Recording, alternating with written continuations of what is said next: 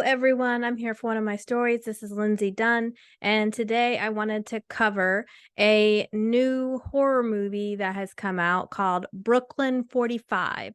It is currently streaming exclusively on Shudder. It is written and directed by Ted Geoghegan, I believe it's pronounced. This movie is what he calls a real-time chamber drama that is set in 1945 Brooklyn. So this is post World War II. These five friends who have been known each other since childhood all gather in December. It's winter out, and they all gather together to have cocktails at Clive's house, who is one of the friends. And it turns out there's been a death in his life. And so they've gathered to be with him as he grieves. But it turns out that Clive has other plans that he hasn't told them. And what he wants to do is have a seance so that he can speak to his wife one last time. It's filmed in real time.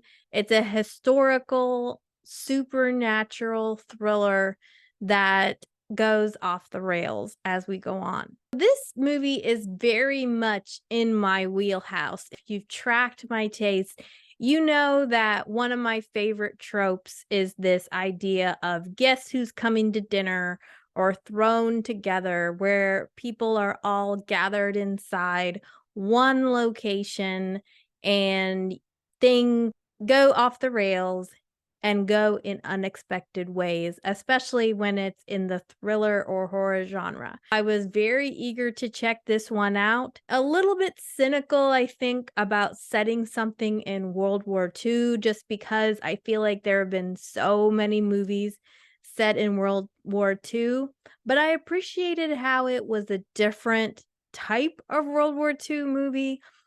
A lot of times the focus is on the wartime, and if it's not in the wartime, then you sort of settle into this post-war glaze where everything's happy and the war is over.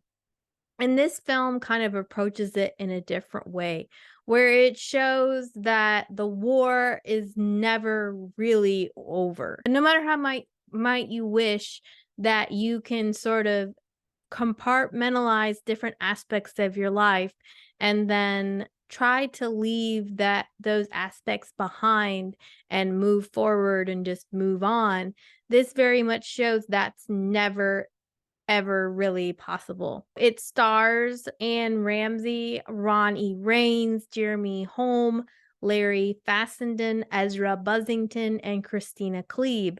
And I was pleased to see that Ted has worked with some of these actors multiple times, and so he has formed good relationships with them over these different films, and that definitely shows up in some of the performances. The characters and the writing on the script are fairly well done. There is a lot of talking and conversations, but again, you know that I like those kinds of things because it's not just the story, there's sort of this character drama. And so you're getting to see these different characters that have done different roles in the wartime. They all have things in their past that they are not proud of. Like I said before, they're sort of trying to move forward from that, but at the same time, those past deeds are haunting them as the characters go along in this. Those ugly things from their past tend to rear their heads. When you look at the dread gore scale in this movie, there are some moments of blood and guts type of stuff, but it's not overt. There are certain scenes towards the end where there's definitely some makeup and gross things, but a lot of this movie is atmosphere and suspense, people talking, and then creepy things happening, like noises and things moving around, and you're like, okay, what's causing it? Is it this seance, or is it something else? It's not an overly gross, gory movie, with lots of chainsaws and knives. If you're interested in gore, it does have some of that, but not for very long. This is mostly talking and suspense and atmosphere. Rather than, though, really be about the seance or the haunting per se, it's more about things that haunt our lives from our past. And it has, again, it has this theme, which I already said, of what really defines you. Is it who you are right now, or is what you did in your past still following you? Can you really leave that ever behind? And so it's more of a metaphysical haunting than a physical haunting. So with that in mind, hopefully this is enough information to let you know if it's your kind of movie.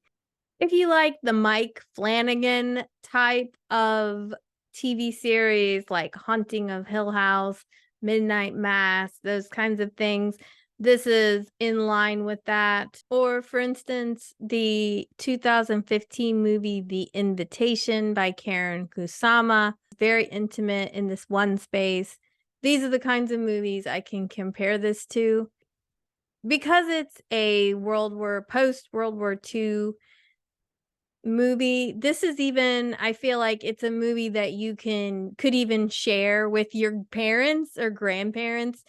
So it's a movie that could bridge generations as well, which is nice, as long as the people viewing it don't mind mild forms of gore and some slightly disturbing material. The things that in the characters' past, they have seen the horrors of war, and so those things come up during the thing. Now there's not necessarily any images that come with that. It's mainly described, but as long as you aren't super sensitive about hearing about the horrors of war, you should be fine. That is my review of Brooklyn 45. I do recommend you check it out. It is playing on Shudder.